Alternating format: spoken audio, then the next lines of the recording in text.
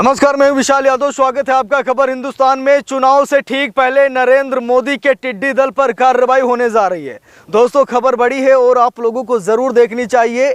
मोदी के टिड्डी दल पर कार्रवाई होने जा रही है, मोदी की जांच एजेंसियों पर कार्रवाई होने जा रही है और ये कार्रवाई डीवाई चंद्रचूड़ साहब करने जा रहे हैं, क्योंकि सुप्रीम कोर्ट में एक नहीं बल्कि हजारों याचिकाएं पड़ गई हैं। विपक्षी नेताओं ने कई याचिकाएं दायर कर दी हैं और विपक्षी नेताओं ने कहा है कि ये जो टिड्डी दल है, जो ईडी और सीबीआई है, ये हम लोगों को बेवजह परेशान करती है। ये जांच एजेंसियां हमको बदनाम करती हैं, मिलता कुछ भी नहीं, बस हमारी छवि धूमिल कर देती हैं और जनता के प्रति हमारा विश्वास कम पड़ जाता है। इसीलिए अब आप ऐसा कीजिए कि टिड्डी दल पर कार्रवाई कीजिए।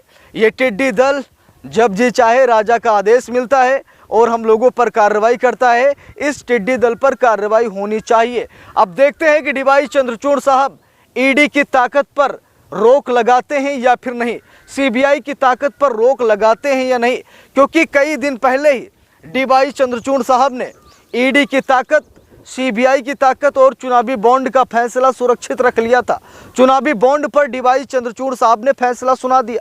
चुनावी बॉन्ड को डीवाई चंद्रचूड़ साहब ने असंवैधानिक करार देते हुए आरटीआई का उल्लंघन करता है, ऐसा फैसला सुनाते हुए उन्होंने चुनावी बॉन्ड पर रोक लगा दी और नरेंद्र मोदी की कहीं न कहीं बत्ती गुल हो गई है। नरेंद्र मोदी को झटका लग गया है। लेकिन अब बारी ईडी और सीबीआई की है और अगर ईडी पर अंकुश लगता है, ईडी की ताकत कम कर दी जाती है, तो स्वाभाविक है कि मोदी जिन दलों का सहारा लेकर विपक्षी नेताओं को कहते हैं कि जेल जाओगे या फिर पार्टी में आओगे, फिर नरेंद्र मोदी ये नहीं कर पाएंगे।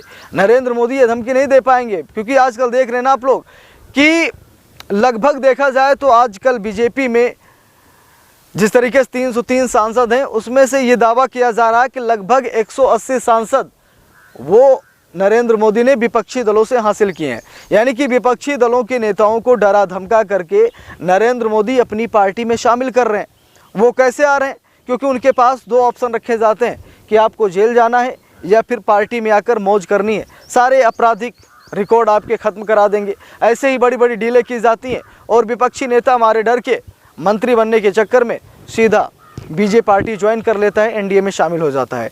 तो दोस्तों, ईडी की ताकत का इस्तेमाल नरेंद्र मोदी कुछ ऐसा कर रहे हैं, तो इसीलिए अब ईडी पर, सीबीआई पर सुप्रीम कोर्ट में याचिका पड़ गई है और जल्द ही डीवाई चंद्रचूड़ साहब सुनवाई करने जा रहे हैं और ईडी सीबीआई की ताकत को कम करने जा रहे हैं। चुनावी बॉन्ड के बाद नरेंद्र मोदी को दूसरा ये बड़ा झटका लगेगा और तीसरा झटका ईवीएम का भी लग सकता है।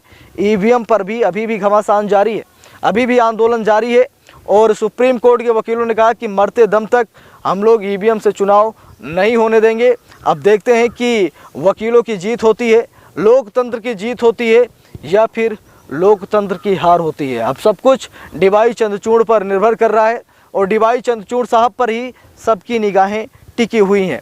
बाकी दोस्तों, आप लोगों की क्या राय है कमेंट करके ज़रूर बताइएगा। वीडियो को लाइक शेयर, अगर चैनल पर नए हैं सब्सक्राइब करके सपोर्ट कीजिएगा। मिलते हैं दूसरी वीडियो में, तब तक के लिए बहुत बहुत धन्यवाद।